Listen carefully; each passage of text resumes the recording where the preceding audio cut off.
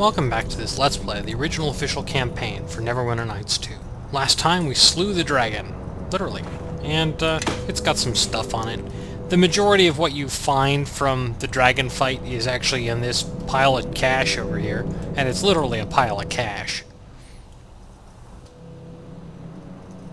This is one of the largest hordes I've seen, and I have no idea how we'll ever get it out of here.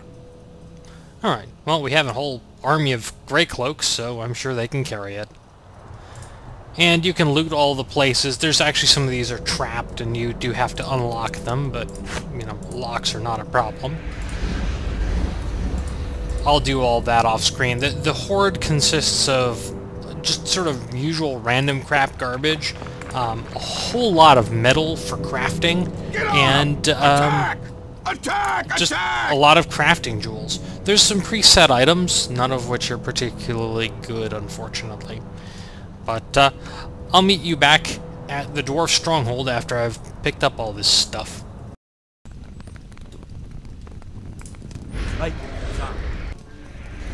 Actually overburdened from the amount of stuff I'm carrying. There are something like 70 ingots worth of mithril and adamant, and if you want to turn all those into armor, there's a lot of money in doing so. At this point, though, I have about $250,000. The horde itself is worth a substantial amount, but exactly how much is sometimes not clear. It depends apparently on your road security and the sort of civility of your Grey Cloaks, and essentially how much you trust these people. But we'll see how we do. For now, we've got our belt. Kelgar, and I was just starting to have an acceptable day. Guards, remove this deserter from my sight. Impossible. The belt has long been lost. Actually, it's quite snug around my waist at the moment. Can't quite see it over the gut fully, but it's there. Guards, throw this traitor out. We have no use for your lies. So it comes down to this. You're going to refuse me the right of rule, after all your claims of devotion to the Iron Fist clan? All right then, I'll prove it to you, since your head is so full of rocks.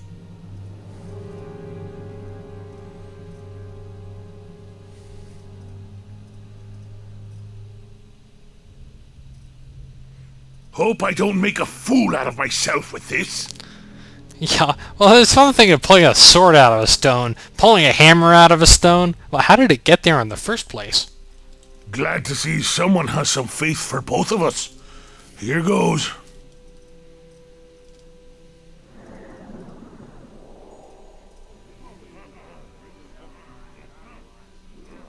What do you know? It actually worked! You see that? I got the hammer of Iron Fist right here, light as a feather! Well, if it weighed 100 stones. The one who holds the hammer of Iron Fist will lead our people. This has always been the way of our clan. This can't be. How can an impudent, brash outcast like that? Keros, this is our way. Kelgar has proven himself and reunited our greatest artifacts. He has earned our allegiance. Very well.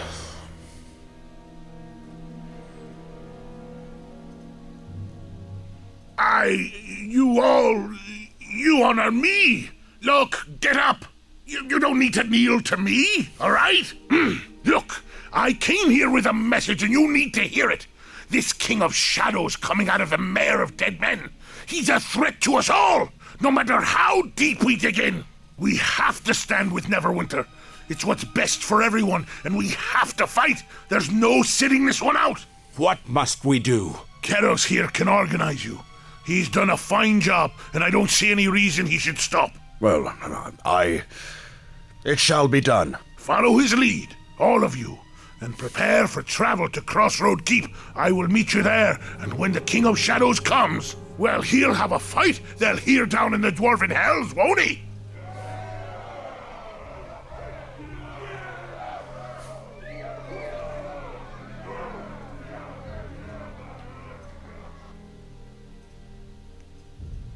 Not bad for a charisma of 7.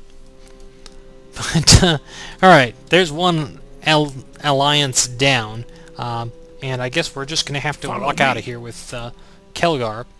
Kelgar automatically equips this other stuff. When he's actually wearing the full set of stuff, he gets additional bonuses. The hammer is complicated, let's just put it this way.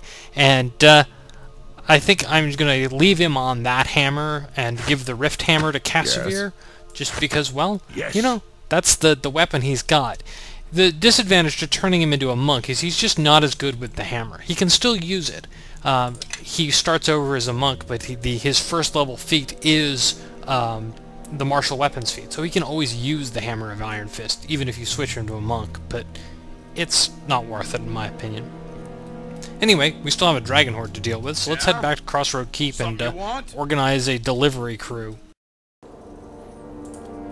Instead of going all the way in, though, I do want to talk to our mining crew out near the front here, because, well, we have work for them to do with the 3 ore deposits we found at on the mountain. And she disappears. We'll talk to Penton later. Now that we have more ore, we can go talk to our armorer and see if we can get some better equipment for our men. Not our party.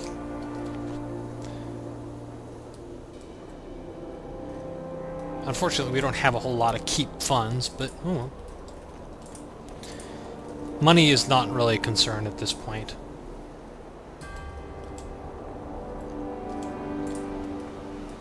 And it'll pay off for that. There's not any more buildings to make, so we're really, keep funds are really just for buying those things, and we still need one more armor upgrade.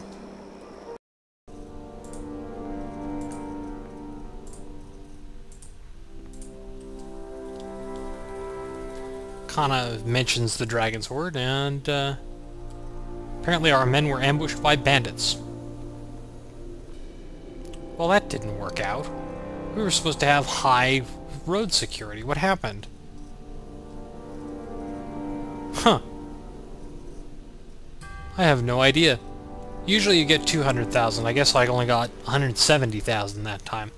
But, we have no shortage of Grey Cloaks. They're incredibly well equipped, and they're well trained. I don't know what happened there. Oh well, it's 30,000 gold, and frankly, I've got more money than I'll ever need at this point because there are just not that many things left to buy. I'll probably go on a little shopping trip and buy really everything else that I could theoretically use. There is, if you use the crafting system to make stuff and you're intelligent about how you sell things, you can buy more or less every single item in the game if you really felt like it. I don't, but, you know. With the Dragon's Horde, we also have a whole bunch of new gems to craft with, so I am going to make up some new items for them. But there's not really that many more things I want to make. Headband and Intellect +8 is what I have on my main character. I suppose I could make it a Belt of Agility +8. Me? Those require Belduril, which I don't know if I actually don't have any Belduril. Rogue Stones are used to make most of the +6 stat gear.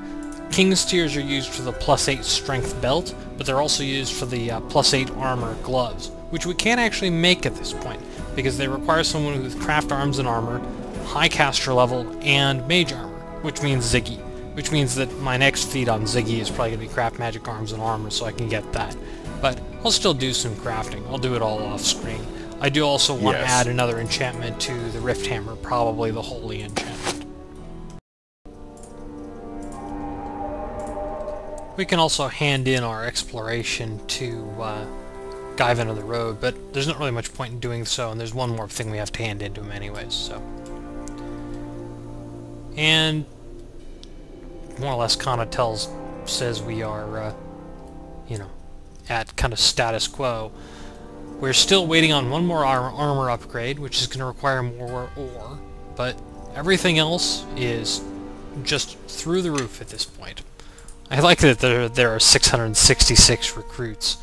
It's a little ominous, but hey, you know, why not?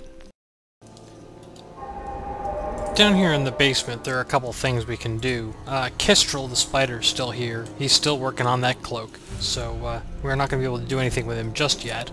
Be careful with that. It is a summoning circle, inscribed here by Garius and his allies. There are many dangers that even I cannot protect you from. You spent time in my haven. You would not want to see what could happen if any of the creatures you met there gained free reign within this keep. Alright, and essentially you can say you think he'll protect you, but that's worth a point of influence. As I said, gaining influence with Amanjaro is not really, there's not really any point, but we can ask him about summoning something. With the right tools, with the right focus, yes, you could summon a Betazu or Tannery, provided you know the fiend's true name. Well, we know Mephasm's true name. Mephasm, perhaps, could be of use. If he is cruel, it is a cruelty with perspective, not violence. If you wish to summon him, I will instruct you how to do so, but I will not summon him myself. Very well. It is no simple matter. You will need a number of semi-rare objects to create the focus. I will write instructions for you. Alright, and this is just a basic crafting operation, and I've already set aside what I need. Which is a gold necklace. If you don't have a gold necklace, if you keep selling them, Uncas has one for sale. There's one in the captain's quarters. They're actually fairly common. Star Sapphires, well, they're not real common, but they're common enough that you should have one. Faint Power and Glowing Fire Essences, if you've been actually paying, you know, not selling the components that make essences, you should have 1 billion of them. Actually, Faint Power, I've started to run out of. You can downgrade essences if you have a problem with that. So you just take a weak power essence, and I have no shortage of these, so I'm going to do this and just use the mortar and pestle on it, and it'll downgrade it to the next lowest kind. You want? Not, I guess, super important, but it means that you don't have to sit around with all sorts of high-power essences for no reason. You can also use 2 essences of the same power, put them on the alchemy bench, and use the mortar and pestle on them to upgrade them a rank. Very rarely do I find that I'm upgrading things. Usually I find that I'm downgrading things, because most of the recipes that I use, like the elemental damage bonuses, are all using weaks and feints. So you have what you need to summon Mephasm.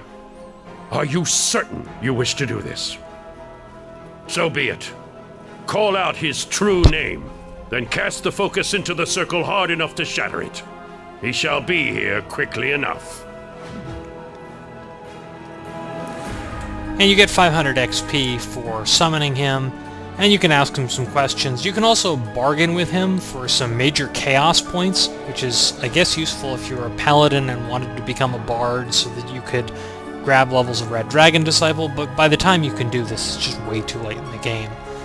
So that's not really much of a strategy. He doesn't give you anything useful when you bargain with him. Anyway, we'll just dismiss him. Yeah, that's enough goofing around. I'm going to take this party, and we are going to go visit Eleni's little side problem here at the Circle of the Mare. But we're going to do it next time, because we're out of time for this episode. See you then!